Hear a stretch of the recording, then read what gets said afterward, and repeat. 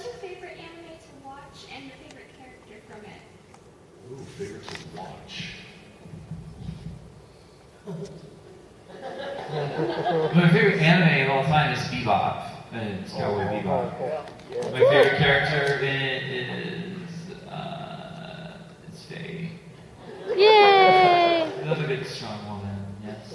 Yeah.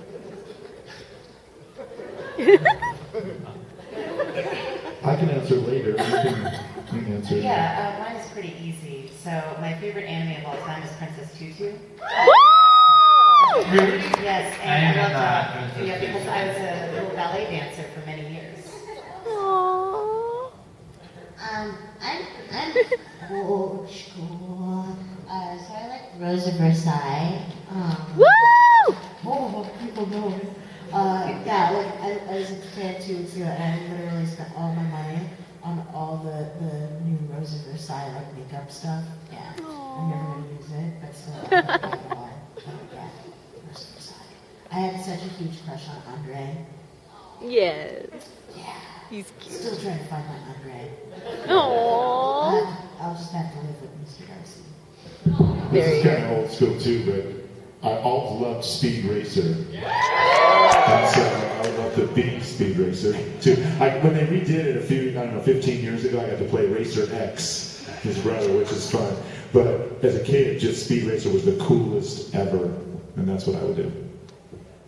My first anime I ever saw was Kimba, the White Lion. Aww. Yeah, so I love that, and I also love watching the episodes of Sailor Moon, and I love all the characters, and I can't even decide between the Guardians. I mean, Sailor Venus and just Neptune, Uranus. There's so many amazing characters in Sailor Moon, and I'm happily watching that, the episodes we recorded.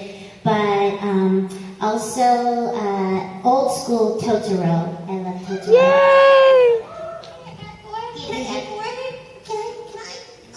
I'm a huge fan of all things Rankin Bass, which was in Japan. The animation studio was AIC Studio. Was that Rudolph the Red-Nosed Reindeer? Yeah. Those are all done in Japan. I did not know that. Yeah. Rudolph, all the Frosty the Snowman, Thundercats. I had a panic attack when Rudolph went away on the iceberg with the dentist, and I thought he was never coming back, and I was 4 years old, and I had a panic attack in the living room, and my mother was like ready to take me to the hospital. Like, he's not coming back. He's never coming back. The snowman. It's amazing when you're like a 4-year-old and the abominable snowman is so scary, and then you're like, oh my god, he's a piece of felt. So we're going with Yeah, I'm a huge fan of all the anime. You can do the live action, Mr. Bumble. In my mind, I'm still working on the Rudolph the Red-Nosed Reindeer, slowly floated out to sea.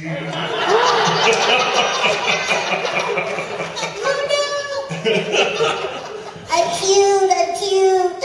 I'm drowning.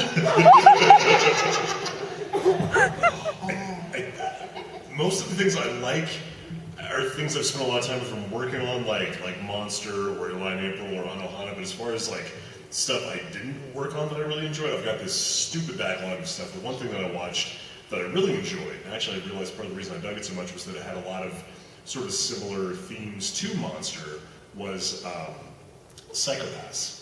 And I never saw the second season, so I don't know how it resolves, but as far as just the first season unto itself, really, really, really enjoyed that show.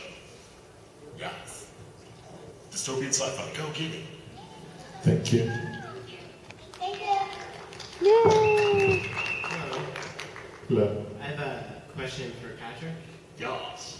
So I'm a really big fan of fairy tale. How is it to voice 2 long-running shows? And how do you personally feel about Loxus's character arc and how he's changed? And did it affect how you approach voicing the character since he went through such a dramatic arc? I didn't know I just figured he was the douchebag that was going to be there for the fighting festival arc, and then they kick him out of the guild, and that's it. So it was really gratifying that he came back. I mean, not just for me, like I get to work more sense, but I personally, in media that I enjoy as a consumer, I'm a sucker for redemption stories. So the fact that Loxus went from like utter douchebag to mostly douchebag, but I've also got my family and I've got my friends and I've got the guild, was personally satisfying. And he was a character I didn't want to know ahead of time what was going to happen, so it really was just going into the booth and finding out, like, okay, this is what we're doing today, this is what we're doing today, because it's fun finding out in the moment. And if you've got a good director who keeps you honest anyway, you don't need to know. And I didn't want to spoil the surprise for myself. I didn't want to play the conclusion. He's fun. I like Loxus a lot. Because again, I just thought, oh, he's a bad guy. That's cool. And then when he had that whole other side to him, I'm like, oh, that's even better. That's multifaceted right there. I'll take it. So yeah, dig me some Loxus. Thank you. Thank you. Okay, so my question is, like, what's the funniest / weirdest line you've ever had to say? And for fun, just say it out of context. I don't think I can at a morning panel. Yeah, I definitely can't. Too much hentai over here.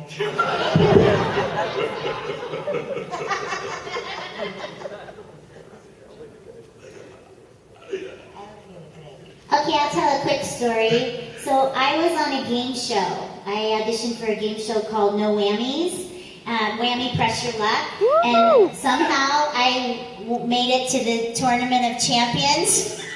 You want to press your luck? Oh yeah, I made it to the Tournament of Champions. So there's like YouTube videos, you can Google it. I'm like, some like game show fans really like it, I don't know. But and I didn't even know what I was doing. But what's funny is my agent gets a call from Disney, and they said, we want to use Sandy's voice in the new movie Bolt. But she doesn't have to come in to record. We just need permission to use her saying, no whammies, no whammies, no whammies. And if you watch the movie Bolt, there's a hamster hanging out in his mobile home, and he's flipping through channels. And obviously, somebody at Disney thought I sounded like Hamster TV, Hamster Daytime TV. And so I am, no whammies, no whammies, no whammies, and the hamster smiles. So that was probably the funniest thing I ever had to do. I don't think any of us can follow that up.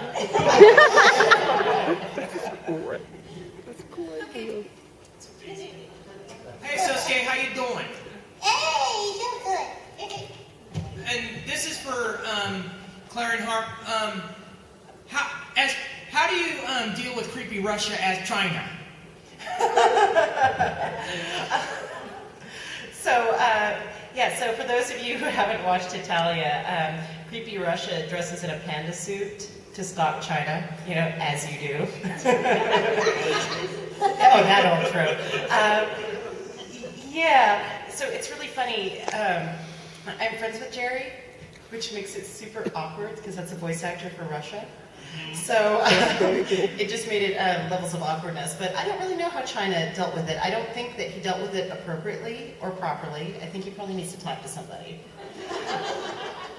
But I don't really have much of an answer for that because that's still an ongoing thing. And this is for Patrick Seats. First of all, as Germany, how do you deal with Italy, Veneziano, Prussia, and Austria and Hungary? I drink. Copious amounts of Pilsner. I just drink the pain away. Oh, yes. I drink until I pass out. Yep. That's true. And also, as Ira, how do you deal with Mako and Ryuko? Gingerly, because they're like 1/5 my size. Yeah? Thank you. Thank you. I'd like to raise my cap to all of you for the fine and fantastic careers that you've done and all the voices you've done over the years. Thank you. Cheers. And also, the second question I have is, in today's political environment, do you feel that there is less censorship of the work you do or more censorship of the work you do? A lot of people say What? No, I think probably, as time goes on, there's less censorship, I know that for Sailor Moon, some of the characters and the relationships, they censored quite a bit back when in the 90s when they were airing, and now relationships between women or men are, nothing because they're very normal in society now, so less censorship in that respect for sure. And I would also say because of technology, we have access to more information and more content, and the evolution of digital media, there's less censorship. It's tremendous. Yes, I agree with that because I have seen a definite change in TV ratings. So what was acceptable for TV 14 about 15 years ago is now TVMA content now. So it's really interesting how just all of the ratings are changing and certain things have become a lot more permissible.